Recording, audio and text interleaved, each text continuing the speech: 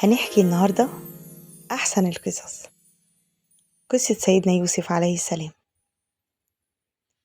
وكانت البداية إنه هو طفل كان عايش في أرض كنعان، وكان أبوه هو سيدنا يعقوب عليه السلام، وكان عنده 12 إخوة غير أشقاء ما عدا أخوه بنيامين.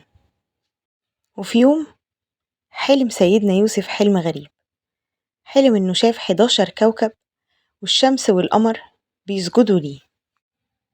راح سيدنا يوسف وحكى لأبوه، وأبوه قال له ما تحكيش لإخواتك أي حاجة عشان ما يغيروش منك، لأن أبوه كان حاسس إن الحلم معناه إن سيدنا يوسف هيكون له شأن كبير.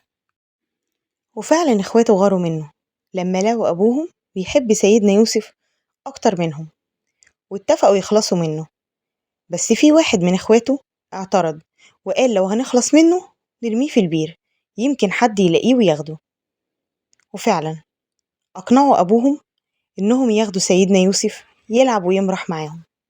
ولما خدوه رموه في بير ضلمة، وخدوا قميصه وحطوا عليه دم بالكده، وقالوا لأبوهم إن الذئب أكله وإحنا مشغولين ومش واخدين بالنا. وبعدها عدت قافلة ورمت جردل في البير، ولما خرج منه سيدنا يوسف قالوا ده ولد، وخدوه على مصر وباعوه بتمن رخيص كعبد. واشتراه عزيز مصر وقال لزوجته عامليه كويس، يمكن ينفعنا أو نعتبره ابننا. وكان سيدنا يوسف بيتميز بإنه وسيم جدا وأخلاقه طيبة وأمين. ولما كبر وبقى شاب زوجة العزيز طمعت فيه وحبت تغريه، ولكن سيدنا يوسف كانت أخلاقه طيبة ورفض وقال لها أعوذ بالله، زوجك أحسن معاملتي ولا يمكن أعمل كده. ولما جري سيدنا يوسف ناحية الباب قطعت له قميصه من ورا، ودخل العزيز وقالت له إيه حكم اللي يتعرض لأهل بيتك غير السجن أو العذاب؟ وجي راجل حكيم من أهلها وقال لو القميص اتقطع من قدام يبقى هو كذاب وانتي اللي صادقة، ولو القميص اتقطع من ورا يبقى انتي كدابة وهو اللي صادق. وفعلا لما لقى القميص مقطوع من ورا قال إن كيدهن عظيم. وانتشر الخبر بعدها بين ستات المدينة كلهم، فبعتت لهم زوجة العزيز وادت لكل واحدة فيهم تفاحة وسكينة، وخلت سيدنا يوسف يدخل عليهم.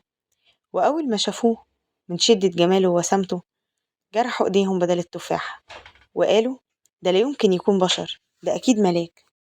فقالت لهم زوجة العزيز أنا أغريته، ولو ما سمعش كلامي هسجنه سجن طويل. فقال لها سيدنا يوسف السجن أهون عليا من إني أغضب ربنا. وفعلا اتسجن سيدنا يوسف ظلم وقعد سنين في السجن، وكان صابر ومحتسب.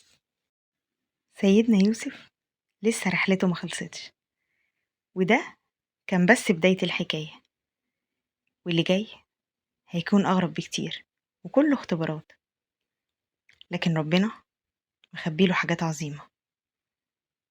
استنوني في الجزء التاني عشان نكمل سوا.